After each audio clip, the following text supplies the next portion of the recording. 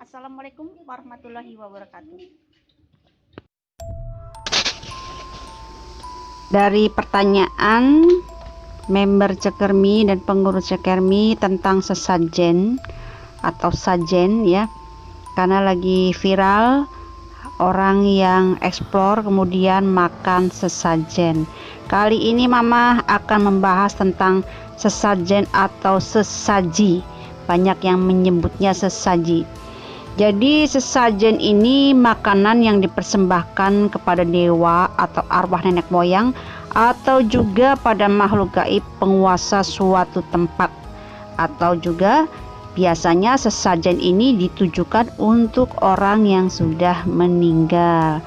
Jadi sesajen ini biasanya ada dalam ritual upacara adat di masyarakat yang memiliki kepercayaan tertentu, atau juga individu ya yang masih percaya tradisi atau mempercayai setiap malam Jumat misalnya ya, memberikan sesajen berupa makanan kesukaan almarhum, biasanya seperti itu. Hukum memberikan makanan dalam bentuk sesajen sebenarnya haram, karena kita memberikan sesajen ini sebenarnya ada yang berpendapat adalah sia-sia karena memberikan kepada sosok makhluk astral ya, yang niatnya untuk memberi makanan makhluk gaib yang sebenarnya tidak perlu, yang seharusnya makanan itu dibagikan kepada orang-orang yang tidak mampu, anak yatim piatu atau janda-janda yang miskin. Kenapa harus memberikan kepada makhluk gaib? Karena itu disebutnya haram. Bahkan bisa menyebabkan pelakunya itu jatuh ke dalam kesyirikan ya, kalau melakukan sesajen yang tidak pada tempatnya. Jadi banyak orang yang mengira bahwa dengan melakukan ritual atau sesajen itu akan mendapatkan keselamatan dari makhluk gaib misalnya ya, atau akan mendapatkan rezeki berlimpah karena sudah melakukan sesajen atau sesaji yang diberikan kepada leluhur-leluhur yang sudah wafat ya. Ini yang sama saja menduakan Allah, tidak percaya kepada kebesaran Allah bahwa rezeki atau keselamatan itu hanya datangnya dari Allah Subhanahu wa taala ya. Hukum sesajen, ada yang bilang boleh nggak sih mah memakan sesajen ini? Tergantung. Jika memakan sajen hewan yang disembelih ditujukan khusus selain Allah, maka ini adalah haram. Demikian juga dengan hewan yang disembelih tanpa menyebut nama Allah juga haram ya. Allah Subhanahu wa taala berfirman, dan janganlah kamu memakan binatang-binatang yang tidak disebut nama Allah ketika menyembelihnya. Sesungguhnya perbuatan yang semacam itu adalah suatu kefasikan. Surat Al-An'am ayat 121. Kemudian, apakah ada makanan yang lain yang boleh dimakan selain hewan ini? Ada, boleh. Misalnya seperti nasi, sayur, buah, atau bentuk lainnya dibolehkan memakannya. Adapun alasannya adalah dengan menganggap bahwa makanan tersebut merupakan makanan yang telah dibuang dan hukum asal makanan adalah halal. Ada pertanyaan lagi, bolehkah kita mengambil dan memanfaatkan barang-barang bekas ritual ibadah orang kafir selain makanan seperti wadah sesuatu atau bejana atau tampah itu tempat makanan sesaji ya, atau biasanya tuh ada bentuk-bentuk misalkan berupa sendal, sepatu ya yang dilarungkan atau apalah gitulah ya. Apakah boleh digunakan? Jawabannya adalah boleh, karena pemilik barang sudah membuangnya dan tidak membutuhkannya, padahal barang-barang itu masih bisa dimanfaatkan, jadi tidak apa-apa dipakai ya.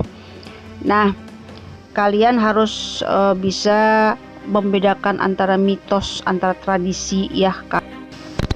dulu saat mamah kecil itu ya, karena mamah dikenal bisa ngaji, hanya ngaji bukan lulusan pesantren, bisa membaca sholawat ya, dan dikenal bisa mengirim doa untuk almarhum.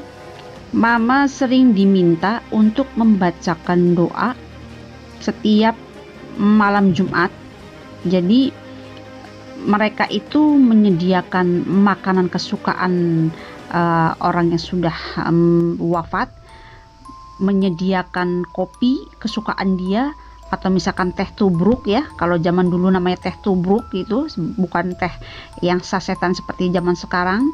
Ada rokok ya, kalau memang yang wafatnya laki-laki biasanya suka rokok apa gitu ya, zaman dulu mah rokok Sriwijaya ya, atau rokok Jaya atau apa itu, mama udah lupa lagi.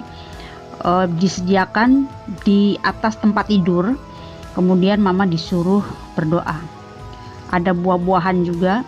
Nah, kenakalan mamah dulu itu bersama sahabat Ramintul, biasanya ketika pemiliknya ada di depan itu biasanya mama mengantongi buah-buahan ya, kemudian ada roti itu ya.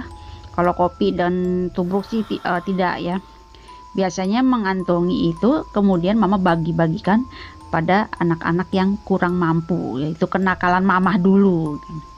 Jadi mamah merasa itu mubazir ya, dari mamah kecil saja sudah bisa menilai bahwa tidak mungkin orang yang sudah meninggal akan makan sesajen yang kita sajikan setiap malam tertentu, begitu ya. Kadang juga ada orang hajatan, biasanya dia menyediakan sesaji atau sajen di pojokan rumah, misalkan ya, dibuatkan bubur merah, bubur putih, kemudian ada buah-buahan, ada nasi juga, kadang kakak ayam juga ya, biasanya ya, katanya untuk melancarkan rezeki, padahal untuk memohon atau mendapatkan rezeki yang sangat banyak harusnya langsung meminta kepada yang maha menciptakan langit dan bumi ini. Siapa itu? Tentu saja Tuhan kita, Allah Subhanahu wa Ta'ala ya. Itu kalian harus bisa membedakan apa yang harus kita lakukan itu baik atau tidak. Kita harus bisa membedakannya. Jangan sampai kita melakukan kesyirikan kepada Allah, itu dosanya sangat besar. Itu saja dulu pembahasan mama kali ini. Mama mohon maaf jika kalian kurang puas mendengarkan keterangan dari mama. Mama mohon maaf jika ada kesalahan, ketidaksempurnaan dalam video mama. Mama hanya manusia yang tidak sempurna ya. Mama juga mengharapkan doa dari kalian. Semoga mama sehat, semoga mama lebih baik lagi. Itu saja dulu. Assalamualaikum warahmatullahi wabarakatuh.